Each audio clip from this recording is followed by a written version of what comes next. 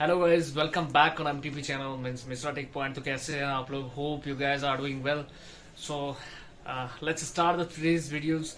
So guys, what is the topic today? So today we will cover the what is ticketing tool in a, if you guys are working in an organizations, means if you guys are working on any technical support designations in any organizations, means just that is technical support, desktop support, IT support, just like IT help desk. It means if you guys are working in IT field in any organizations, then definitely you should understand that what is the real mean of ticketing tool and what is the usage of ticketing tool. Sorry, yeah. So without wasting time, let's come and we will start. We are starting this today's videos.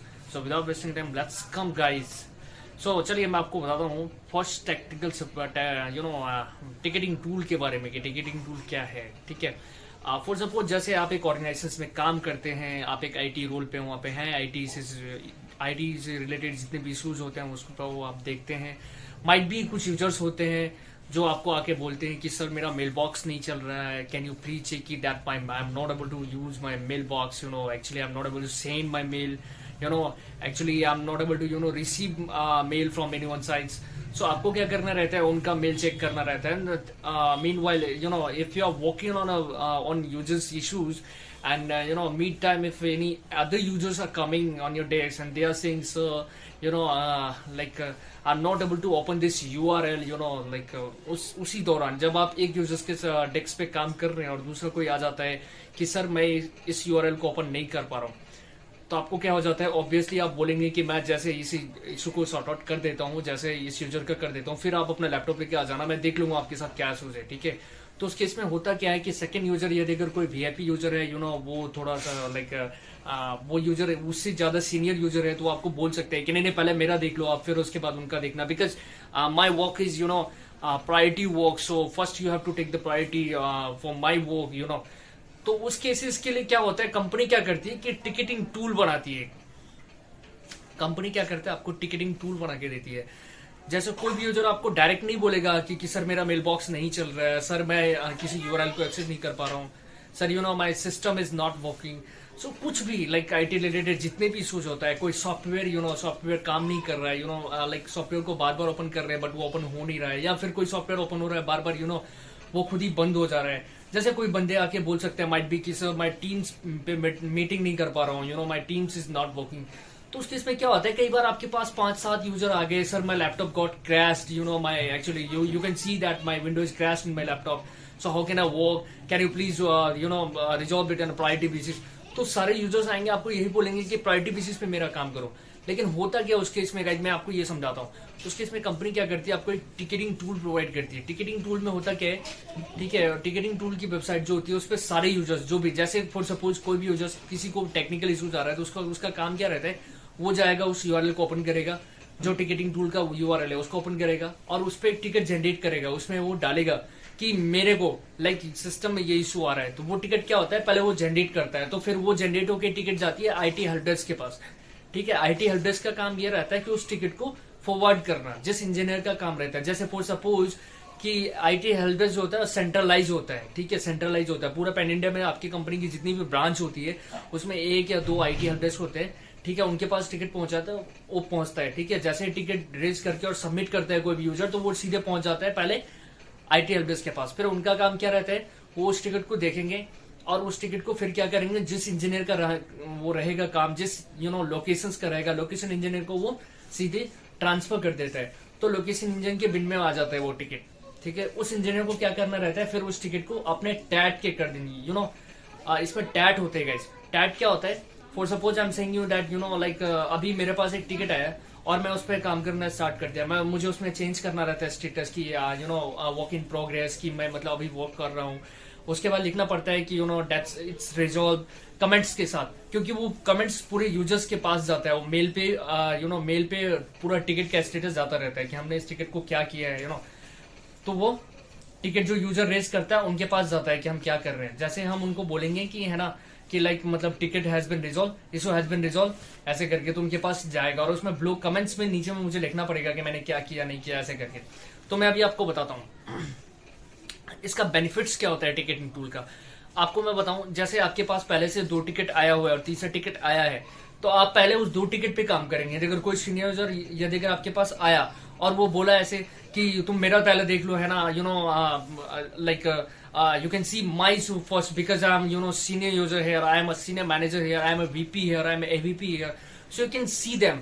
So actually I already got 2 tickets, so first I have to work on that tickets, then after that I can work on your ticket because my previous ticket will be breach, means आपका वो SLA time होता है। जैसे आपके पास कोई ticket आती है तो उसके पास उसके लिए 4 घंटे 8 घंटे 1 दिन का 2 दिन का 4 दिन का ऐसा टैट होता है। उस टैट में आपको रिजॉल्व करना मस्ट होता है। अगर उस टैट में आप उस टिकट को रिजॉल्व नहीं करते तो वो टिकट ब्रीच हो जाती है। तो उस केस में जो सीनियर यूजर आपके पास आते हैं वो समझ जाते हैं इनके पास ऑलरेडी टिकट आया हुआ है, तो पहले उस पर उनको काम करना रहेगा, नहीं तो वो टिकट ब्रीच हो जाएगा तो फिर उसकी रिस्पॉन्सिबिलिटी उनकी आईटी की बनती है ऑब्वियसली। तो इसके लिए आप लोगों के मन में एक क्वेश्चन आ रहा होगा गाइस कि कभी कभार क्या होता है, कुछ सीनियर यूजर्स आ गए, ठीक है, कोई सीनियर यूजर्स आ गया और उसका ऑब्वियसली कोई जूनियर यूजर्स, कोई एग्जीक्यूटिव लेवल का बंदा है टिकट रेज करके देता है या फिर कुछ बोलता है, और फिर यदि अगर कोई सीनियर मैनेजर करके आ गया, सीनियर मैनेजर मींस क्या, सीनियर मैनेजर भी नहीं, means I am saying about like branch manager, just like branch manager, और in a telecom, in a BPO sector we can say like just like VP, AVP, if they like they are coming or they are saying that I raised the one ticket, you can see this is my ticket number, kindly please you can resolve my issue on priority basis because I'm not able to do anything। तो उनका क्या रहता है, उनका जो ticket आता है अपने बिन में, हेल्प डेस्क के पास पहले जाता है उनका टिकट रेज होके, और हेल्प डेस्क क्या करता है, तुरंत असाइन करता है अपने को। वो टिकट का टाइम ओनली 4 घंटे का होता है, क्योंकि वो सीनियर यूजर्स का टिकट है तो उसका टिकट, उसका रिजोल्व करने का टाइम हमारे पास ओनली 4 घंटे का है। लेकिन जो एक एग्जीक्यूटिव 1 दिन पहले टिकट रेज कर रखा है, लेकिन उसका SLA जो है 4 दिन का है, 4 दिन बाद SLA वो ब्रीच होगा, तो हम उसको 4 दिन तक कर सकते हैं। लेकिन जो सीनियर यूजर्स का टिकट रेज हुआ है तो वो ओनली 4 घंटे का है, तो मुझे 4 घंटे के अंदर उसको क्लोज करना रहेगा। तो वो मेरे को जो प्रीवियस एग्जीक्यूटिव आगे बोलेगा कि सर मेरा पहले आप करो, बिकॉज मैं कल ही रेज किया, मैं उनको बता सकता हूँ sir I can't do I can't work on your ticket right now because actually I have time for 4 days for your ticket, but the senior user raised the ticket, so we have only 4 hours for resolve that tickets, otherwise that ticket will be breached, because there is a 4 hours only for that tickets। तो इस तरीके से होता है guys. अभी क्या मैं आपको बताऊं, कुछ क्या होता है, प्रोडक्शंस, कुछ फ्लोर्स होते हैं। जैसे मैं आपको बताऊं, आपके ऑर्गेनाइजेशंस में जैसे लाइक 5000 बंदे काम करते हैं, उसमें क्या होता है कि 3-4 फ्लोर तक 3-4 फ्लोर तक बंदे रहते हैं। उस पर क्या होता है, कई बार आप देखोगे, आप ऑब्जर्व करोगे कि एक इशू पूरे फ्लोर पे आ जाता है। उस पर क्या होता है, पूरा फ्लोर का काम स्टक हो जाता है, जितने सारे एग्जीक्यूटिव्स वहां पे बैठे रहते हैं उन सबका काम स्टक हो जाता है। उस केस में क्या होता है, प्रोडक्शन मैनेजर जो होते हैं लाइक, या फ्लोर मैनेजर आप कह सकते हैं, या WFMs होता है, या फिर VP होता है, AVP होता है। उस केस में क्या करता है, वो एक टिकट तुरंत जनरेट करता है और हेल्प डेस्क को देता है। हेल्प डेस्क तुरंत उस टिकट को उसका IT को असाइन कर देता है। वो उस टिकट को अपने को उस टिकट को रिजोल्व करने का टाइम ओनली 4 आवर्स रहता है, बिकॉज उसका SLA 4 आवर्स में ब्रीच हो जाती है। तो 4 आवर्स में उसको रिजोल्व करना बहुत ही मस्ट हो जाता है। अदरवाइज क्या करेंगे, यदि अगर अपन उसको 4 घंटे में रिजोल्व नहीं कर पाएंगे तो वो टिकट ब्रीच हो जाएगा और हमें उनका जवाब देना पड़ेगा कि हम क्यों 4 आवर्स में उसको रिजोल्व नहीं कर पाए। बिकॉज होता क्या, इसलिए हमारे पास 4 आवर्स ओनली है क्योंकि वो पूरी प्रोडक्शन मीन्स पूरे फ्लोर्स का काम स्टक हो रहा है। और यदि अगर मेरे पास प्रीवियस टिकट्स हैं ऑलरेडी तो मैं उसको होल्ड कर सकता हूँ, लेकिन जो 4 घंटे वाले मेरे पास पहले टिकट है उसको मैं करूंगा, बिकॉज मेरे पास अभी 4 दिन पड़ा है प्रीवियस टिकट्स के लिए, जो S4 टाइप्स है। अभी इसमें टाइप बताता हूँ मैं आपको गाइस। टिकट्स के S1, S2, S3, S4 types होते हैं। मीन्स कुछ सीनियर यूजर, जैसे मैंने आपको बताया 4 घंटे का टेट रहता है, वो टिकट आता है तो प्रायोरिटी बेसिस पे मीन्स S1 में टिकट आता है, that is a priority ticket. So S1 में वो टिकट आता है। और यदि अगर S2 में आपके पास आए मीन्स कि उससे कम प्रायोरिटी वाला है। S3 लाइक पूरा फ्लोर हैम्पर्ड नहीं हो रहा है, कुछ यूजर्स है लाइक 2-3 यूजर्स उस इशू को फेस कर रहे हैं, और S4 मीन्स आपके पास 2-3 दिन टाइम है उस इशू को रिजोल्व करने के लिए।